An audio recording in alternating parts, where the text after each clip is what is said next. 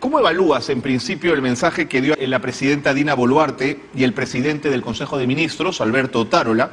junto a un grupo pequeño de ministros? Yo me preguntaba si este es un discurso que puede calmar tensiones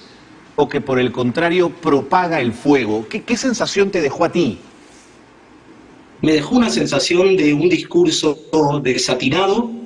y de alguna manera irresponsable con la situación que estamos enfrentando, porque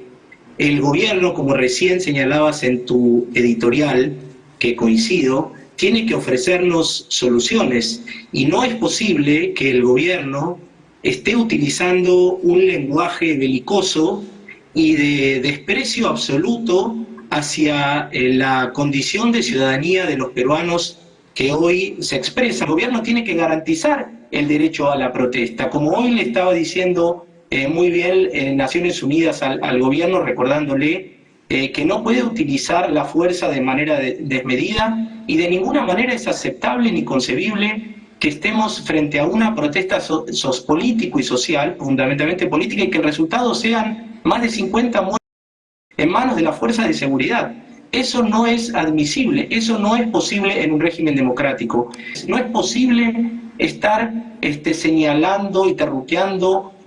a quienes están en la vereda opuesta de una posición política determinada. La democracia nos debería cobijar a todos, si no deja de ser democracia. ¿Cómo te explicas que una mujer apurimeña que habla quechua, que nació a la política como la segunda de un gobierno de estirpe popular, en tan poco tiempo esté encabezando o liderando o haciendo suyo un discurso de aquella derecha que casi no dejó gobernar a quien fue elegido en las urnas hace aproximadamente año y medio? ¿Cómo traduces, cómo entiendes estos cambios? Me parece que si miramos estructuralmente cómo funciona la política, los débiles lazos, la falta de partidos políticos sólidos, la falta de estructuras políticas que contengan la posibilidad de que un político no se mueva arbitrariamente, ideológicamente, de un lado hacia el otro, hace que cualquiera puede ser fácilmente cooptable o que alguien pegue un volantazo, como ha pegado Dina Boluarte, y que casi no tenga consecuencias políticas. Eso, por ejemplo, en un país de tradición institucionalizada de partidos ideológicos programáticos, como por ejemplo Uruguay, sería impensable. O en un país, digamos, donde mínimamente hay una cierta institucionalidad política que hace que la política discurra por ciertos canales previsibles. Aquí, al final, lo que sucede es que la política y los políticos son rehenes de los intereses más puros y duros, intereses concentrados, me refiero a intereses económicos, mediáticos, políticos, que hacen que exista este margen increíble de maniobra donde alguien que venía en la fórmula de un proceso de cambio pueda hacer un viraje tan veloz y pasar realmente a montar un Estado represor que está generando víctimas entre la población que se manifiesta y se moviliza. Pero es indudable que el proceso, si no encuentra un cauce de solución rápido, y el gobierno insiste, y el Congreso a su vez, en su cerrazón y en no leer lo que está ocurriendo y lo que la ciudadanía está demandando, el problema, si no proveen la solución política, que quienes son los que tienen las herramientas políticas para dar la solución, el problema se va a seguir desmadrando y va a seguir aumentando, y de nada va a servir utilizar un lenguaje belicoso, seguir utilizando una represión desmedida y cada vez menos legítima, porque lo que no podemos seguir teniendo, Carlos, es un sistema restrictivo que concentra el poder en todas sus formas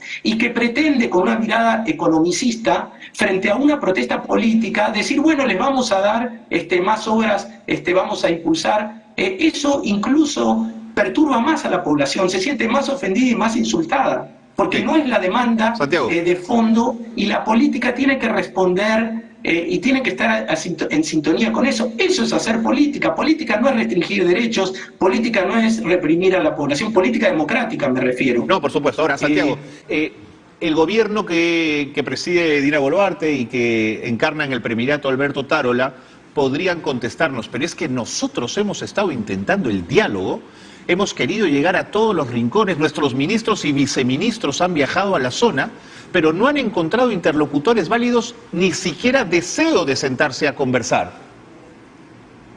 Bueno, ahí me parece que esto es hacer un poco historia contrafáctica, ¿no? Pero a mí me parece que la presidenta, en el momento que se producen las primeras muertes,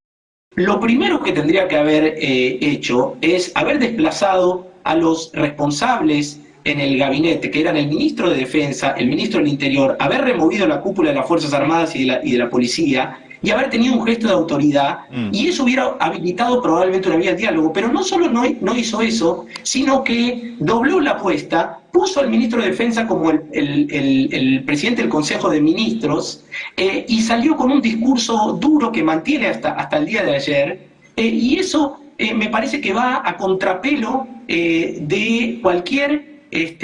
intención que puedan estar manifestando el diálogo. Entonces me parece que políticamente lo que están haciendo es totalmente contrario a lo que están diciendo. O sea, borran con el codo lo que escriben con la mano.